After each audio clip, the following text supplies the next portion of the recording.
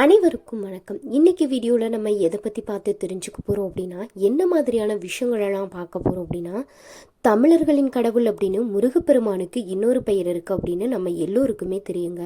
இப்படி முருகனுடைய அறுபடை வீடுகளில் கடற்கரை ஓரத்தில் வந்திருக்கக்கூடிய ஒரு கோவில் அப்படின்னா திருச்செந்தூர் முருகன் கோவில் அப்படிங்கிறதும் நம்ம எல்லோருக்குமே தெரியும். இந்த திருச்செந்தூரில் கடல் உள்வாங்கி நிறைய சிலைகள் வெளிப்பட்டுட்டு வருது, முளைத்துட்டே இருக்கு. திருச்செந்தூரில் நிறைய அதிசயங்கள் அப்படின்றது வளர்ந்துட்டு இருக்கு அப்படின்னு சொல்லலாங்க. அந்த வகையில் கடைசியாக ஆண்டிக்கோலத்தில் இருக்கக்கூடிய முருகனுடைய சிலை ஒன்றுமே தென்பட்டிருக்கு. இப்போ திடீர்னு வேல் வடிவத்தில் பூமியிலிருந்து ஒரு சிலை தென்பட்டதாகவும் சொல்லப்படுறாங்க. ஒரு கருங்கல்லில் இந்த வேல் பதிக்கப்பட்டிருப்பதை பார்த்த பக்தர்கள் அனைவருமே நிகழ்ச்சி அடைந்து ரொம்பவே மகிழ்ச்சி அடைந்திருக்காங்க. ஏன்னா பார்வதி தேவியுடைய வேல் போல இருப்பதால பார்வதி தேவி முருகனை பார்க்க தான் வந்திருக்காங்க அப்படின்னு எல்லா பக்தர்களாலையுமே சொல்லப்பட்டுட்டு வருது. உங்களுக்கு பார்வதி தேவியை பிடிக்கும் அப்படின்னா மறக்காம இந்த வீடியோக்கு ஒரு லைக் பண்ணிட்டு கமெண்ட் பாக்ஸ்ல பார்வதி தேவிக்கு போற்றி அப்படின்னு சொல்லிட்டு 3 முறை கமெண்ட் பண்ணுங்க. பார்வதி தேவி அந்த முருகனை காண வந்தப்போ ஏதாவது ஒரு விஷயம் அப்படின்றது கட்டாயம் நடக்குங்க. அப்படி நம்மளுடைய பூமிக்கு இந்த திருச்செந்தூர்ல நடப்பது ஏதாவது ஆபத்தை ஏற்படுத்துதா, இல்லை ஏதாவது நல்ல விஷயங்கள் நடக்க போகுதா அப்படின்றத பத்தி தான் இந்த வீடியோல தெரிஞ்சுக்க போறோம். வீடியோ ரொம்பவே யூஸ்ஃபுல்லா இருக்கும். ஸோ வீடியோவை ஸ்கிப் பண்ணாம பாருங்க. நீங்க இப்பதான் ஃபர்ஸ்ட் டைம் நம்மளுடைய சேனலை பார்க்குறீங்க அப்படின்னா மறக்காம நம்மளுடைய சேனலை சப்ஸ்கிரைப் பண்ணிக்கோங்க. கூடவே இருக்க பெல் ஐக்கானையும் மறக்காம கிளிக் பண்ணிக்கோங்க. அப்பதான் நம்ம போடக்கூடிய வீடியோ நோட்டிஃபிகேஷன் மூலியமா உடனுக்குடனே உங்களை வந்து சேரும். இப்போ வாங்க நம்ம வீடியோக்குள்ள போகலாம். முருகனுடைய அறுபடை வீடுகளில் மற்ற எல்லா வீடுகளுமே மலை மீது தாங்க இருக்கு. ஆனால் திருச்செந்தூர் கோவில் மட்டும் கடற்கரையோரத்தில் இருப்பதே இந்த கோவிலுடைய கூடுதல் சிறப்பாகவே பார்க்கப்படுது. இது மட்டும் இல்லாமல் இந்த கோவிலில் இருக்கக்கூடிய முருகன் சிலைக்கு வியர்க்கும் அப்படின்ற இன்னொரு விஷயமே சொல்லப்படுது. இப்படி நிறைய விஷயங்கள் இருந்தாலுமே இப்போ ரீசெண்டாக நடந்துட்டு இருக்கக்கூடிய விஷயங்கள் அப்படின்னு சொன்னால், இந்த கடல் உள்வாங்கிய பிறகு நிறைய சிலைகள் தென்பட்டு இருப்பதை தான் நம்ம பார்த்துட்டு இருக்கோம் அப்படின்னே சொல்லலாங்க. இந்த கடல் உள்வாங்கிய பிறகு நந்தி சிலை, அது மட்டும் இல்லாம சில கல்வெட்டுகள், முனிவர்களுடைய சிலைகள், நாகம் உருவம் வடிக்கப்பட்ட சிலைகள், சில முனிவர்களுடைய சிலைகள்ல தலை இல்லாம வெறும் உடம்பு மட்டும் தென்பட்டு இருப்பது, ஆண்டிக்கோலத்துல முருகன், இப்போ கருங்கல்லுல வேல் பதிக்கப்பட்டு இருக்கக்கூடிய சிலை, இப்படின்னு நிறைய சிலைகள் தென்பட்டு இருக்குது அப்படின்னே சொல்லலாங்க. தமிழ் மக்களுடைய சரித்திரத்துல முருகனுடைய வழிபாடு எப்போது இருந்து வருப்பதை நம்மளால பார்க்க முடியும். குஞ்சிருக்கும் இடமெல்லாம் குமரன் இருப்பான் அப்படின்னும் முருகன் மலை மீது கோவில் கொள்வதை பற்றி சொல்லப்படக்கூடிய ஒரு வாக்கியமாகவே இருக்கு. ஆனா பொங்கி வரும் கடல் அலை செந்திலாண்டவனின் பாதம் பணியும் கடற்கரையில் கோவில் கொண்டிருக்கும் திருச்செந்தூர் ஸ்ரீ சுப்பிரமணிய சுவாமி கோவிலுடைய வரலாறு, சிறப்பு, அதிசயம், இந்த விஷயங்களெல்லாம் கேட்டா கட்டாயம் மெய்சில் இருக்க வைக்கும் அப்படின்னு சொல்லலாங்க. இந்த கோவிலுடைய மூலவர் சுப்பிரமணிய சுவாமி, உற்சவர் சண்முகர், குமரிவிடங்கர், ஜெயந்திநாதர், அலைவாய் பெருமாள் அப்படின்னும் அழைக்கப்படுறாரு. தாயார் வள்ளி தெய்வானை. இந்த கோவிலுடைய தல தீர்த்தமா சரவண பொய்கை நாளிக்கிணறு தாங்க இருக்கு. தல விருஷமா பன்னீர் மரம் இருக்கு. புராண பெயர் செந்தில் திருச்செந்தில் நகர் வீரபாகுப்பட்டணம் அப்படின்னு பழமையான, அதாவது 1000 முதல் 2000 வருடங்கள் பழமையான கோவிலா இந்த கோவில் சொல்லப்படுது. ரொம்பவே பழமையானது இந்த திருச்செந்தூர் கோவில். இங்க இருக்கக்கூடிய முருகப்பெருமான் செந்திலாண்டவர் அப்படின்னு அழைக்கப்படுறாரு. இங்கு சூர்பத்மன போரில் ஜெயித்ததால முருகன் செயந்தி ஆண்டவர் அப்படின்னு அழைக்கப்பட்டு காலப்போக்கில் செந்திலாண்டவர் அப்படின்னு மறிவிருச்சு. அதுபோல் இந்த கோவில் இருக்கக்கூடிய ஊரும் திருச்செயந்தியூர் அப்படின்றதுல இருந்து திருச்செந்தூர் அப்படின்னு மாறி இருக்குங்க. முருகனுடைய அறுபடை வீடுகளில் இரண்டாவதாகவும் கடற்கரை ஓரத்தில் இருக்கும் ஒரே படை வீடாக இருப்பதும் இந்த திருச்செந்தூர் தான். கந்த புராணத்தின்படி கச்சியப்ப சிவாச்சியார் தேவர்கள் மனிதர்கள் மற்றும் அனைத்தையும் காக்கவும் அசுரர்களை அழிக்கவும் ஐப்பசி மாத வரப்பிறையிலிருந்து 6 நாட்கள் யாகம் வளர்த்து கும்பத்தில் முருகப்பெருமானை எழுந்தருளச் செய்து சிவாச்சியாரும் மற்றவர்களும் முருகனுக்கு சஷ்டி நோம்பு இருந்திருக்காங்க. இதனால் மனம் குளிர்ந்த முருகன் அவங்களுக்கு அருளியிருக்காரு. இதனை நினைவு கூறியும் விதமாகவே ஐப்பசி மாத அமாவாசைக்கு பிறகு கந்த சஷ்டி விழாவானது கொண்டாடப்பட்டுட்டு வருது அப்படின்னு சொல்லலாங்க. தேவர்களுக்கு உதவ சிவபெருமான் தன்னுடைய நெற்றிக்கண்ணிலிருந்து தோற்றுவித்த 6 சக்திகள் 6 குழந்தைகளாக மாறி கார்த்திகை பெண்களால் வளர்க்க உருவாக்கப்பட்டு 6 உருவங்களும் ஒன்று சேர்ந்து முருகனாகவே உருப்பெற்றிருக்காங்க. 6 முகத்தை தன்னுடைய உருவில் கொண்டிருப்பதால முருகனுக்கு ஆறுமுகம் அப்படின்ற பெயருமே வந்திருக்கு. சூரபத்மனுடன் போர் புரிய இந்த கடற்கரைக்கு முருகப்பெருமான் வந்தபோது நவகிரகங்கள்ல சுபகிரகமானவரும் தேவர்களுக்கு குருவாக இருப்பவருமான குரு பகவான் இங்கு தவமியற்றி கொண்டிருந்திருக்காரு.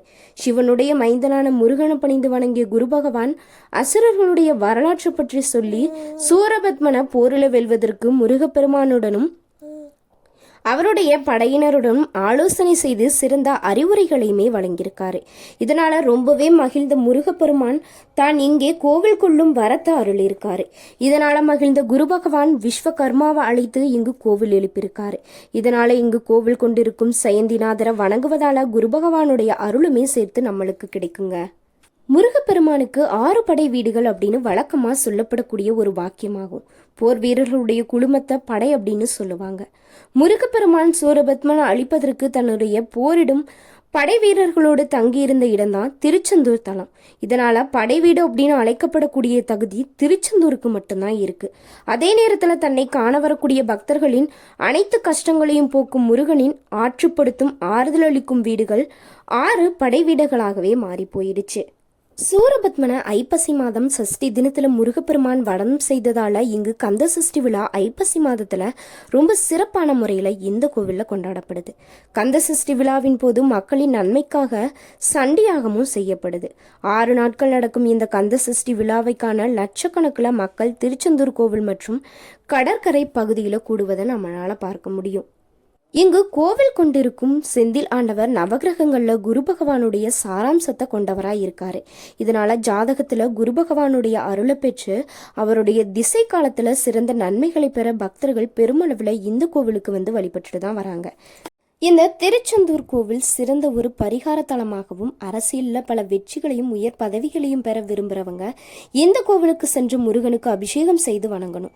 முருகன் அசுரர்களை வதம் செய்தவர்கள் அப்படின்றதால தீய ஆவி பாதிப்பு கொண்டவங்க, பில்லி சூனியம் போன்றவற்றால் பாதிக்கப்பட்டவர்களும் இந்த கோவிலுக்கு சென்று வழிபடலாம்.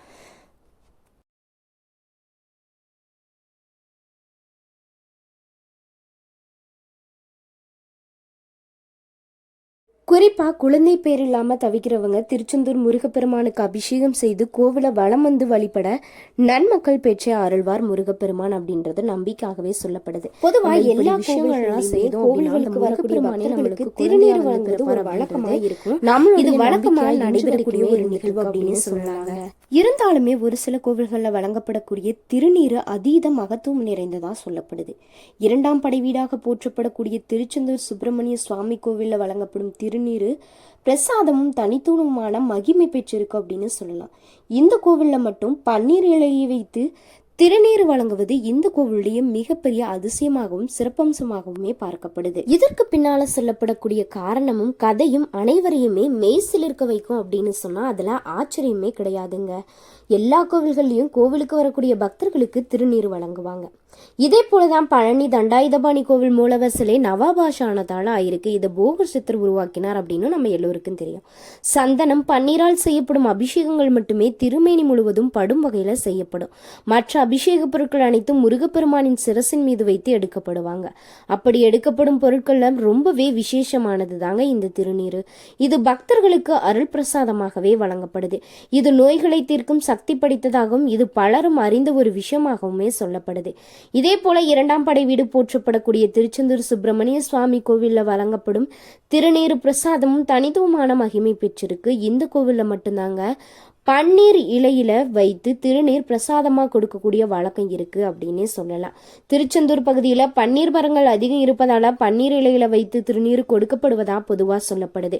ஆனா புராணங்களின்படி அசுரர்களுடன் போரிட்டு அசுர கூட்டங்களையும் சூரபத்மனையும் சம்ஹாரம் செய்த பிறகு கைலாயம் புறப்பட்ட முருகன் தேவர்களையும் உடன் வரும்படி அழைத்திருக்காரு. இந்திரலோகத்திற்கு திரும்ப மறுத்த தேவர்கள் முருகப்பெருமான் கோவில் கொண்டுள்ள திருச்செந்தூர் தலத்திலேயே பன்னீர் மரங்களாக மாறி முருக பக்தர்களுக்கு அருள் செய்வதாகவுமே சொல்லப்பட்டிருக்கு. திருநீர் பிரசாதம் வழங்கப்படும் இந்த பன்னீர் இலைகள் 12 நரம்புகளை கொண்டதாகவும் சூரனை வதம் செய்த பிறகு தன்னுடன் போரிட்ட வீரர்களுக்கு தனது 12 திருக்கரங்களால் முருகப்பெருமான் திருநீர் பிரசாதத்தையும் அருளையும் அள்ளி அள்ளி கொடுத்ததா புராணங்கள்ல சொல்லப்படுதுங்க. இப்படி புராணங்கள்லேயே நிறைய அதிசயங்கள் இருப்பதால் இப்போ நடந்துட்டு இருக்கக்கூடிய அதிசயம் நம்மளுக்கு அவ்வளோ பெருசாகவே தெரியாது. ஆனால் இந்த கடல் உள்வாங்கிய பிறகு திருச்செந்தூரில் நிறைய அதிசயங்கள் அமானுஷங்கள் வளர்ந்துட்டு தான் இருக்கும் அப்படின்னு சொன்னால் அதில் ஆச்சரியமே கிடையாதுங்க. இன்னைக்கு வீடியோவில் இந்த திருச்செந்தூர் முருகன் கோவிலுடைய சிறப்புகளையும் இப்போ புதுசாக வெளிவந்த சில வேல் ரகசியங்களை பற்றி தான் இந்த வீடியோவில் தெரிஞ்சிருப்போம். வீடியோவானது உங்களுக்கு ரொம்பவே சுவாரஸ்யமாக இருந்திருக்கும் நம்புகிறேன். வீடியோ பிடிச்சிருந்தா லைக் பண்ணுங்கள், ஷேர் பண்ணுங்கள், கமெண்ட் பண்ணுங்கள். நீங்கள் என்ன சேனலை சப்ஸ்கிரைப் பண்ணாமல் இருந்தால் சப்ஸ்கிரைப்